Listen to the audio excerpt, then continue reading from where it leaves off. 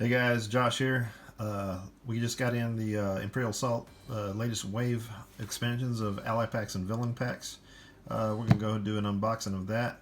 So let's just get into it. Let's get into the Ashoka Tano pack first. I already cut these open to save some time.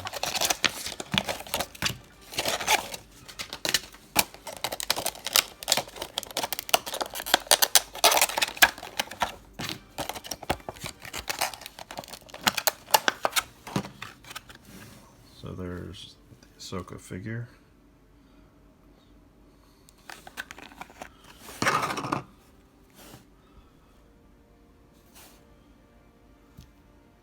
Looks pretty nice. Some new tokens. There's those. Let's get into the cards.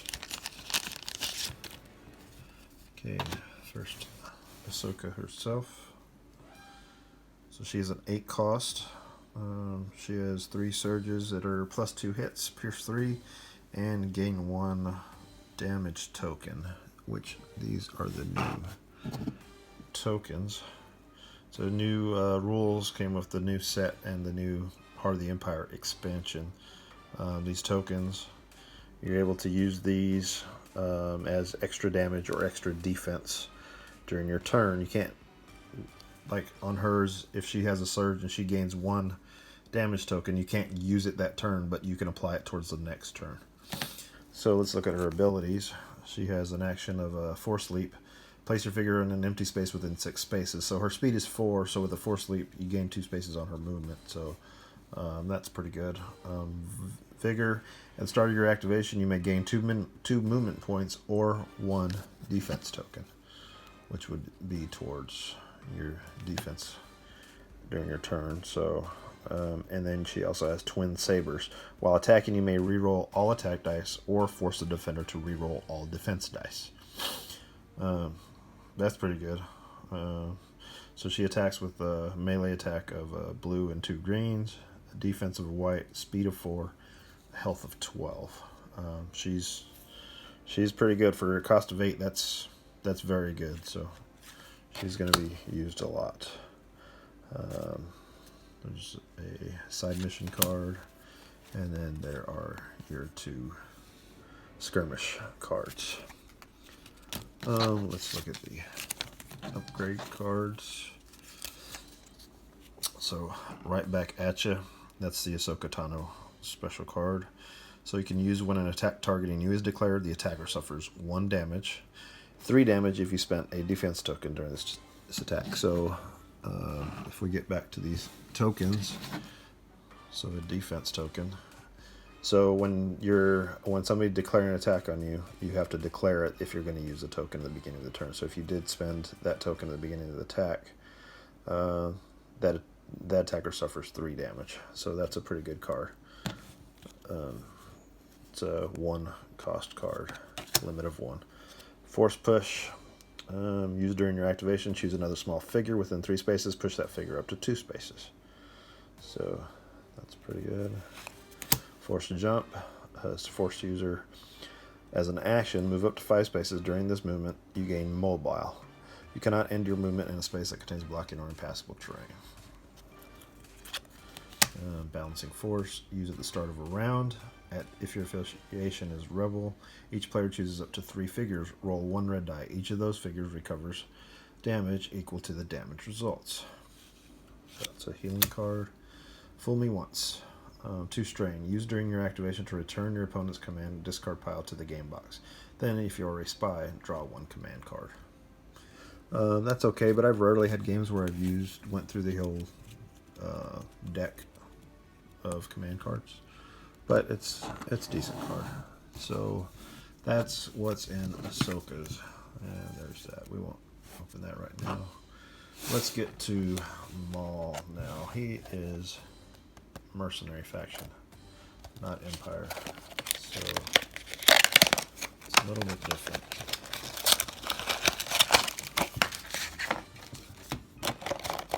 He also comes with tokens. Let's figure out.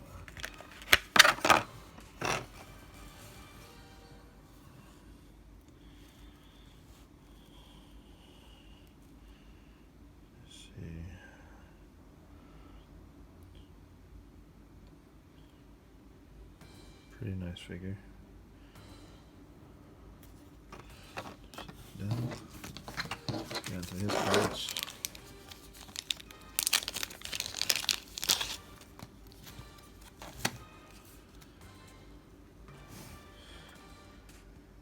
So these are cards for if you're doing a campaign.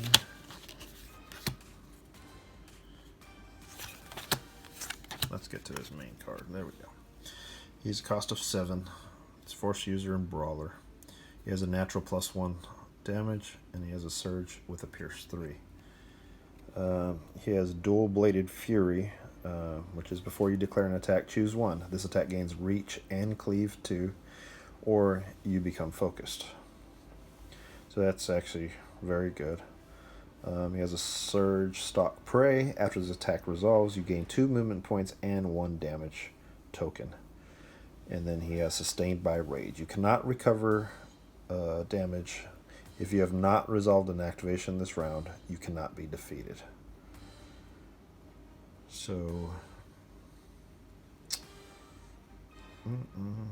so even if you haven't activated and somebody does attack you and takes your health down to 0, you are not removed from the board. You still get to have an attack, an activation, and you get to an attack. So basically you have 0 health, but you still get to attack still no matter what, even if somebody takes you out that round. He rolls a red and yellow for melee attack, defensive black with, I think, for Maul, that's kind of lacking. I think he should have a white. A speed of 4. That's a little slow to me for him, but a health of 12. So he's alright for a cost of 7. He'll do some damage and he'll be alright. He's a mercenary, so that makes the mercenary teams a little bit stronger, a lot stronger actually. So that's him. And then here are his 2 skirmish cards. Let's get into his command cards. Came with him. So Wreak Vengeance, which is Maul. Use when you use Dual Bladed Fury. You may choose both effects instead of one. So if we go back to Dual Bladed Fury, before you declare an attack, choose one. This attack gains Reach and Cleave 2, or you become focused. So if you use his card, Wreak Vengeance, you can gain Reach and Cleave 2, and you can also become focused, which adds a green die to your attack roll. So that's a pretty good card, that Wreak Vengeance. See what else we have. Looking for a fight. Use during your activation to gain 1 damage token, then either move up to 1 space or push an adjacent small figure up to 1 space. So you can use that at the beginning of your activation to get that token, and once you make an attack, that a token, you can apply it to your attack for once you declare an attack. Face to face. As an action, move up to 2 spaces, then perform an attack targeting an adjacent figure or object. So if you've already moved, you can use that, and you didn't have the range to make it to the person you want to attack, you can use this activation to still make an attack and move closer to them. Death Blow. Any figure. Use when you declare a melee attack to apply +1 damage to the attack results. If the defender has the range attack type, apply an additional +1 damage to the attack results. So that's pretty good, attacking ranged guys. And Chaotic Force. Use at the start of a round if your affiliation is mercenary. Each player chooses up to 3 figures. Roll 1 green die. Each of those figures suffers strain equal to the accuracy result. So this actually uses the accuracy result instead of the damage result. So that's pretty good because green die has pretty good accuracy. So that is what comes with Maul. Now let's get into the big one of this set. And that is the Emperor.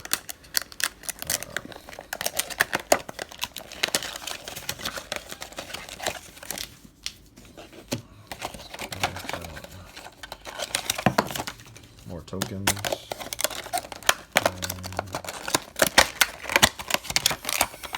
Figure himself.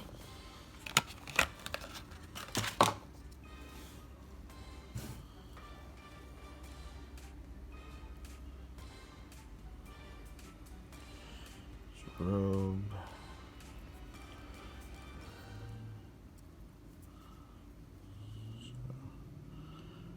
That's the Emperor's figure. Now there's his pack. There's his cards. So here are your campaign stuff. Okay, let's get into his card. Let's see what he can do. So he's only a cost of 8, which is pretty cheap. He has a natural Pierce 3. He has a surge of +1 damage. So Emperor. Once during your activation, you may choose another figure within 4 spaces. That figure interrupts to perform an attack. So basically you get another guy to do a free attack. So Tempt. At the start of your activation, a figure of your choice suffers 1 damage and gains 1 damage token. So you can do that to another player's character or even your own, but knowing that they gain an extra damage whenever they do attack. And Force Lightning, action of Force Lightning. Choose a figure within 4 spaces in line of sight. That figure suffers 3 damage and becomes weakened. Each figure adjacent to the figure suffers 1 damage. So if you look at his attack isn't too big with a red and a green. You're not going to be mostly using that attack, though. You're going to be using Force Lightning.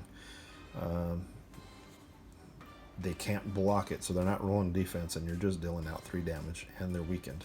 And each figure adjacent to that figure suffers 1 damage, so you're doing lots of damage to quite a few characters. He only rolls a black defense, which I could see. He's slow moving and just... I can see that. His speed is only 3. His health is 13. He'll be in there for a while, and he would be a prime target to take out first if you can get to him. He's very powerful. He would be smart to have on an Empire team. So what else we have here? 2 skirmish cards. Let's get into his command cards. Unlimited power. With Palpatine, when you use Emperor, you may choose any other friendly figure on the map instead of another friendly figure within 4 spaces. So that's where we get into... once during activation, you may choose another figure within 4 spaces. That figure interrupts for an attack. So instead of just within 4 spaces, you could choose any friendly figure on the map. So there is a misprint on the card. If you notice, it says once during your activation, you may choose another figure within 4 spaces. So initially, when I read that, I thought that you can even choose an enemy figure. But when you read this card clearly states you may choose any other friendly figure on the map instead of another friendly figure on the map. So friendly figure would be only on your team. So this should have the word friendly in it. It doesn't, but I believe that this card makes that clarification for this. So unlimited power. Let's get into this. Officer's training is for any figure used while attacking to reroll 1 attack die. Then if you are a leader, draw 1 command card. Prepared for battle, used during your activation to gain 1 damage token and 1 defense token. Then if you are a leader, an adjacent friendly figure gains 1 damage token and 1 defense token. Or block token, I meant. That's pretty good. Dark Energy is a force user used during your activation. Choose another small figure within 3 spaces. Push that figure up to 1 space. Then it suffers 1 damage. Automatic damage dealing card right there. Corrupting Force. Used at the start of a round. If your affiliation is Empire, each player chooses up to 3 figures. Roll 1 blue die. Each of those figures suffers damage equal to the damage results. Each player chooses up to 3 figures. Wow. So both of you, if you use this, both of your team and the opponent's team would take damage. So, that could turn the game though. If they have a guy that's down to 1 damage and you're able to take him out, that's pretty good. And a weakened card is what it comes with. So that's the latest set of villains and a single ally. They look pretty good. The cards look awesome. I can't wait to get this in a skirmish game and see how they play out. It looks fun, and looks like they're changing the way the game's played a little bit with adding these tokens. So I'm looking forward to playing it. And if I play it, I'll let you know how it goes. So upcoming, I'm also on the next video. I'm going to do a unboxing of the Heart of the Empire expansion. So keep watching, and I'll get ready to do that video next. Unboxing it and looking at the cards real quick, and just kind of giving a brief overview of Heart of the Empire. So make sure you like, subscribe, and share, and just watch the next video that's coming up too. We'll see you then. Bye.